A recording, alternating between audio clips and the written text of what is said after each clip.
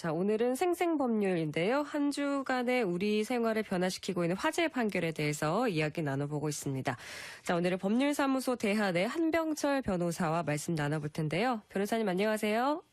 네, 안녕하세요. 한병철 변호사입니다. 네, 오늘은 어떤 판결 준비하셨나요? 네, 청취자분들 대형마트에서 쇼핑 많이 하실 텐데요. 네. 무빙워크도 다들 써보셨을 겁니다. 오늘 소개해드릴 판례는 무빙워크를 이용하다 다친 고객에 대해서 마트 측이 손해배상 책임을 질 것인지에 관한 사안입니다. 그렇군요. 구체적으로 어떤 내용인가요? 네, A씨는 모 마트 지하 1층 식품 매장에서 쇼핑카트에 식품을 담은 다음 계산을 위해 무빙워크를 이용하여 지상 1층으로 이동하였습니다. 네. 그런데 당시 A씨 앞쪽에는 전동 휠체어에 탑승한 B씨가 있었습니다.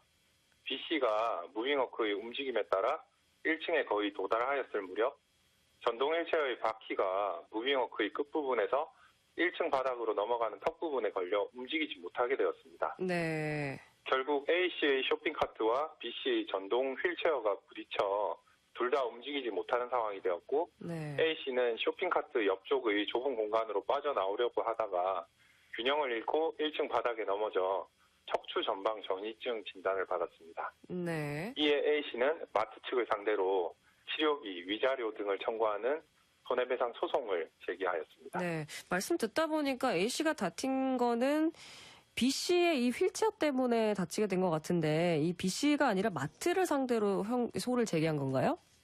네, 맞습니다. A씨는 마트 측은 고객들이 안전하게 시설을 이용할 수 있도록 매장 내 외부 시설 등을 관리하여야 할 주요 의무가 있는데도 적절한 안내나 보고 조치를 하지 않아 전동 휠체어에 탑승한 B씨가 홀로 무빙워크를 이용하도록 하였기 때문에 A씨가 다치게 된 것은 고객의 신체를 보호할 업무상 주요 의무를 다하지 못한 마트 측의 과실로 인한 것이라고 주장하였습니다. 네. 이에 대해 마트 측은 이 사건 무빙워크에는 기능상의 결함이나 하자가 없었고 휠체어 관련 안내 문구를 부착하는 등 안전배려 의무를 다하였기 때문에 A씨에게 손해를 배상해 줄 책임이 없다고 주장하였습니다. 네. 자, 그럼 법원의 판단은 어땠습니까? 네, 1심 판단과 2심 판단이 달랐는데요. 1심 법원은 무빙워크의 진입 지점 부근에 휠체어 탑승 고객이 무빙워크를 이용할 경우 위험할 수 있다는 내용의 안내 문구가 부착되어 있고 담당 직원에게 도움을 요청할 수 있는 도움벨도 설치되어 있는 점. 네. 엘리베이터 문 앞에는 휠체어 탑승 고객이 무빙워크를 이용할 경우 안전사고의 우려가 있으므로 반드시 엘리베이터를 이용하여 달라는 내용의 안내 문구도 있으며 엘리베이터 옆쪽에는 몸이 불편하거나 무빙워크 이용이 어려운 고객은 인터폰을 누르면 도와드리겠다는 내용의 안내 문구와 비상통화 장치가 설치되어 있는 점 네. 등을 이유로 마트 측이 대형 할인점 운영자에게 사회 통념상 요구되는 일반적 수준의 안전배려 의무를 다하였다고 인정하였고 A씨의 청구를 기각하였습니다. 그렇군요. 마트가 할 만큼 했다라는 게 법원의 판단인데 방금 지금 1심 법원이라고 하셨으니까 그러면 A씨가 항소를 했다는 말씀이시군요. 아, 네, 맞습니다. A씨는 항소를 하였고 2심에서는 결과가 달라졌습니다. 그래요? 네, 2심 법원은 무빙워크와 엘리베이터의 위치 및 구조에 주목했습니다. 네. 이 사건 마트는 무빙워크를 이용하면 지하 1층부터 지상층까지 자유롭게 이동할 수 있는 반면에 엘리베이터 내부에는 지하 1층 버튼이 없고 지상 1층부터 7층까지만 운행되고 있었습니다. 네.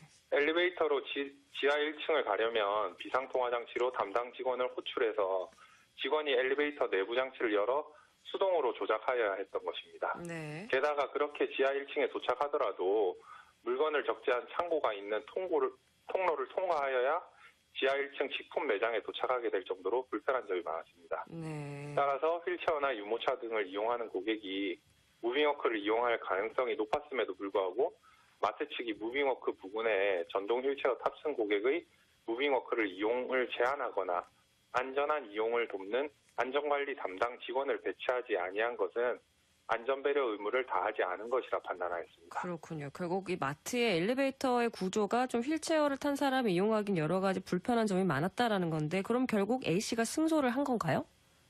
네, 하지만 2심 법원은 사고 발생의 직접적 원인 제공자는 무빙워크에 탑승이 제한된 전동 휠체어를 타고 탑승한 B씨인 점, 네. A씨는 사고 당시 77세의 고령으로 이전부터 척추 관련 치료를 받아온 사실도 있는 점 등을 이유로 마트 측의 책임을 70%로 제한하였기 때문에 엄밀히 네. 말하면 A씨는 일부 승소한 것이 됩니다. 그렇군요. 일부 승소.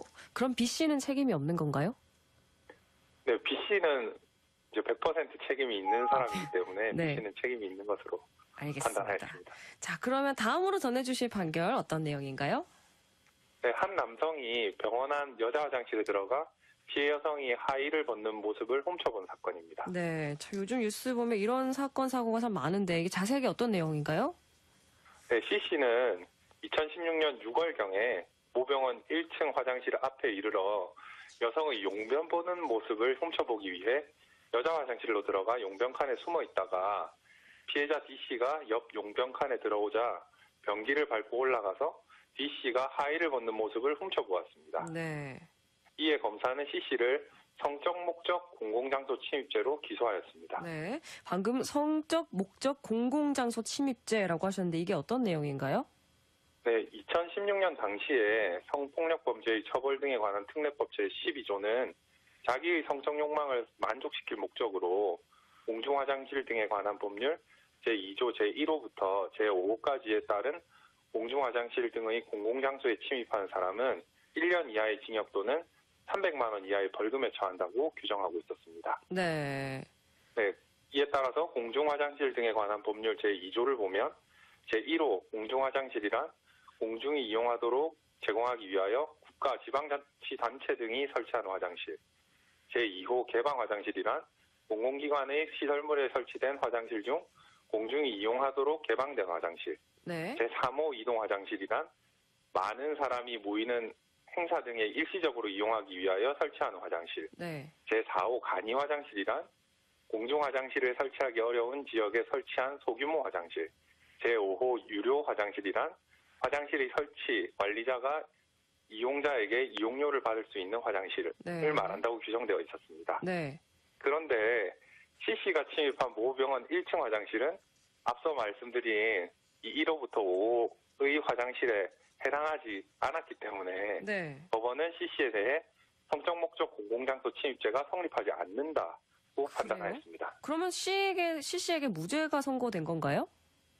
네, 그건 아닙니다. 검사가 C씨를 성적 목적 공공장소 침입죄로 기소하면서 만약 위죄가 성립하지 않을 경우를 대비해서 예비적으로 건조물 침입죄로도 기소를 하였었는데요. 네. 법원은 어쨌든 C씨가 위 병원 화장실 관리자의 의사에 반해서 여자 화장실 문을 열고 칸막이 안까지 들어간 것은 사실이므로 건조물 침입죄는 성립한다고 하여 C씨는 건조물 침입죄로 처벌을 받았습니다. 네. 그래도 병원 1층 화장실 같으면 뭐 일반인들이 비교적 자유롭게 드나드는 곳인 것 같은데 그런 곳에 들어가서 이런 파렴치한 행위를 한 사람을 성범죄자로 처벌을 못한다는 게 이게 문제가 있는 거 아닌가요? 네, 재판부도 아마 그와 같은 고민을 하였을 것으로 보입니다. 네. 법원은 그렇지만 설사 일반인들이 이 사건 화장실을 사실상 자유롭게 이용할 수 있었다고 하더라도 공중화장실 등에 관한 법률 규정에 비추어 볼 때 공중화장실에 해당한다고 볼 수는 없고 죄형 법정주의 법리에 비추어 볼 때 C씨가 한 행위를 성범죄로 처벌할 현실적 필요성 등은 입법에 의하여 해결돼야 할 것이지 네. 형벌법규를 확장 유추 해석하여 대응할 것은 아니라고 판단하였습니다. 그렇군요. 그러면 이 문제에 대해서 지금은 좀 해결이 됐습니까? 네, 지금 현재는 2017년 12월에 성폭력 범죄의 처벌 등에 관한 특례법이 개정되어서 이 문제는 해결되었습니다. 그렇군요. 그럼 C씨 이제 그럼 성폭력 처벌법으로 처벌할 수 있게 된 건가요?